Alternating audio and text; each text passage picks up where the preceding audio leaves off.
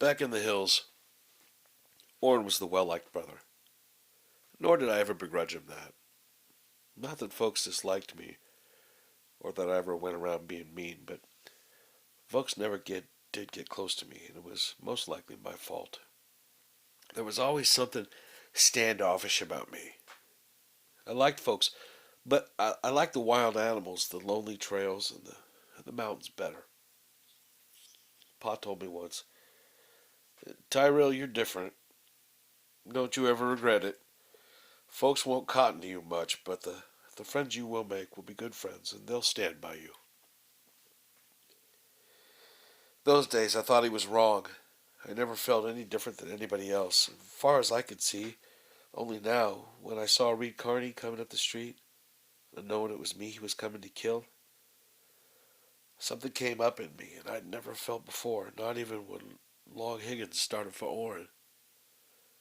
It was something fierce and terrible that came up, and like to choke me. And then it was gone, and I was very quiet inside. The moments seemed to plod, and every detail stood out in sharp focus, clear and strong. Every sense, every emotion was caught and held and concentrated on that man coming up the street. He was not alone. Fedderson was with him, and the two had come from the saloon when I laid Carney low with the bucket, and there was a little behind him, and they was spread out. Orrin was inside somewhere, and only that dry, harsh old man with the wolf eyes was there. He would know what was to be done, for nobody needed to tell him how to play his cards in a situation like this, and no one needed to tell me. Suddenly, with a queer wave of sadness and fatality, I realized that it was for moments such as this that I had been born. Some men are gifted to paint, some to write, some to lead men. For me, it was always to be this: not to kill men, although in years to come I was to kill more than I liked, but to command such situations as this. Reed was coming up the street, and he was thinking what folks would say when they told the story in the cow camps or around the chuck wagons. He was thinking of how they would tell him of walking up the street to kill Tyrell Sackett. Me, I wasn't thinking. I was just standing there. I was just me. And I knew some things were inevitable. On my right, a door closed, and I knew Don Luis had come out on the porch. I even heard it was that still the scratch of the match when he lit his cigar.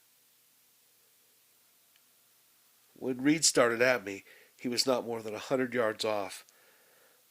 But when he had covered half that distance, I started to meet him. He stopped.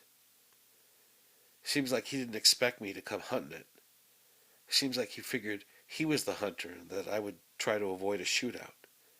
It seems like something had happened to him in that 50 yards. For 50 yards can be a lifetime. And suddenly, I knew I didn't have to kill him. Mayhap that was the moment when I changed from a boy into a man. Somewhere I'd begun to learn things about myself and about gunfights and gunfighters. Reading men is the biggest part. Drawing fast, even shooting straight, they come later. And some of the fastest drawn men with guns were among the first to die. The fast draw didn't mean a thing. Not a thing. The first thing I was learning was there are times when a man had to kill and times when he had no need to. Reed Carney wanted a shootout and he wanted to win, but me, I'm more than average contrary.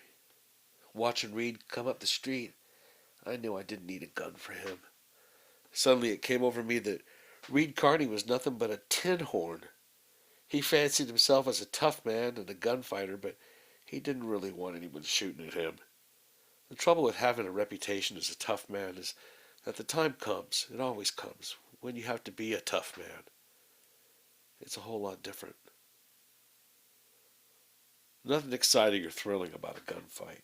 She's a mighty cold proposition for both parties. One or the other is to be killed or hurt bad, maybe both.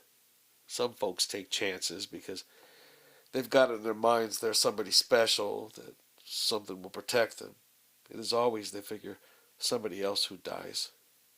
Only it ain't that way. You can die. You can be snuffed out like you never existed at all. And a few minutes after, you're buried. Nobody will care except maybe your wife or your mother. You stick your finger in the water and you pull it out. And that's how much of a hole you leave when you're gone. Reed Carney had been thinking of himself as a mighty dangerous man, and he had talked himself into a shootout. And maybe it was something in his walk, or the way he looked, or the fact that he stopped when I started walking toward him. And mayhap it was something sensed rather than seen. It's something within me that made me different than other men. Only suddenly I knew that by the time he had taken 10 steps toward me, the time had begun to peter out of him. That for the first time he was realizing that I was going to be shooting at him to kill. Panic can hit a man. You never really know. You can have a man bluffed and then something wild hits him and you're in a real honest war chief shooting. Those others were going to wait for Reed, but I'd leave them to cap. Reed was my problem, and I knew he wanted to kill me, or rather, he wanted it known around that he'd killed me. As I walked toward him, I knew Reed knew he should draw, and he felt sure he was going to draw, but he just stood there. Then he knew that if it didn't draw, it would be too late. The sweat was streaming down his cheeks, although it wasn't a hot evening. Only I just kept walking up on him, closing in. He took a step back and his lips parted like he was having trouble breathing, and he knew that if he didn't draw on me, then he would never be the same man again as long as he lived. When I stopped, I was within an arm's length of him, and he was breathing like he'd run a long way uphill. I'd kill you, Reed. It was the first time I ever called him by his first name, and his eyes looked right into mine, startled, like a youngster's. You want to be a big man, Reed, but you'll never make it with a gun. You just ain't trimmed right for it. If you'd move for that gun, you'd be dead now, cold and dead in the dust, down there with only the memory of a gnawed rat of pain in your belly. Now, you can reach down, mighty careful, Reed, and unbuckle your belt and let it fall. Then you turn around and walk away. It was still. It was still. A tiny puff of wind stirred dust and then died out. Somewhere on the porch of the drover's cottage, a board creaked as somebody shifted weight. Out on the prairie, a meadowlark sang. Unbuckle the belt. His eyes were fastened on mine, large and open. Sweat trickled down his cheeks in rivulets. His tongue fumbled at his lips, and then his fingers reached for his belt buckle, and he let the belt fall. And there was a gasp from somewhere, and for a split second, everything hung by a hair. There was a moment then when he might have grabbed for a gun, but my eyes held him. My eyes had him, and he let the belt go. Was I you, I'd straddle my bronc and light a shuck out of here. You got lots of country to choose from. He backed off, and then he turned and started to walk away. And then as he realized what he'd done, he walked faster and faster, and he stumbled once, and he caught himself, and he kept going. After a moment, I scooped up the gun belt with my left hand and turned back toward the drover's cottage. They were all on the porch. Orrin, Laura, Pritz, and her pa, and Don Luis, even his granddaughter. Fedderson stood there, mad clear through. He had come itching for trouble, but he was stopped cold. He had no mind to tackle Cap Roundtree for fun. Nobody wanted any part of that old wolf. But he had a look in those gunmetal eyes of his that would frighten a body. "I'll buy the drinks," I said. "Just coffee for me," Cap replied. My eyes were on Fedderson. "That includes you," I said. He started to say something, and then he said, "Be damned if I won't. That took guts, mister." Don Luis took the cigar from his lips and brushed away the long ash that had collected there during the moments just past. He looked at me and spoke in Spanish. "He says we can travel west with him if we like," Cap translated. "He says you are a brave man, and what is important, a wise one." "Gracias," I said. It was the only Spanish word I knew.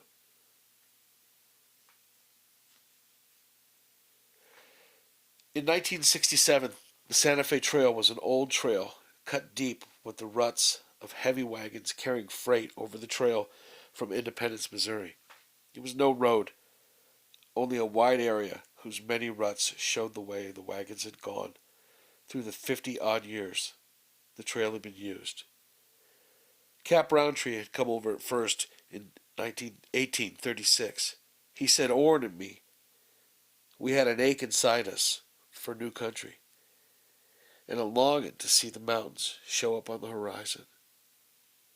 We had to find a place for Ma, and we had luck out west. If we had luck, then we could start looking for a place. Back home, we had 2 younger brothers and 1 older, but it had been a long time since we'd seen Tell, the oldest of our brothers, who was still alive and should be coming home from the war soon. When the war between the states started, he joined up and then stayed on to fight the Sioux in the Dakotas. We rode west. Of a night we camped together, and it sure was fine to sit around the fire and listen to those Spanish men sing. And they did a lot of it, one time or another. Meantime, I was listening to Roundtree. That old man had learned a lot in his lifetime. Living with the Sioux, like he did, and with the Nez Perce. First off, he taught me to say the name right. He said, say it, Nez Perce. He taught me a lot about their customs, how they lived, and told me all about those fine horses they raised, the Appaloosas. My clothes had given out, so I bought me an outfit from one of the Spanish men. So I was all fixed up like they were, in a buckskin suit with the fringe and all.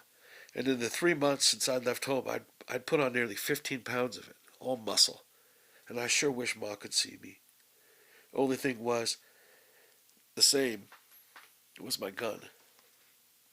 The first few days, I'd seen nothing of the Don or his granddaughter, except once when I dropped an antelope with a running shot at 300 yards.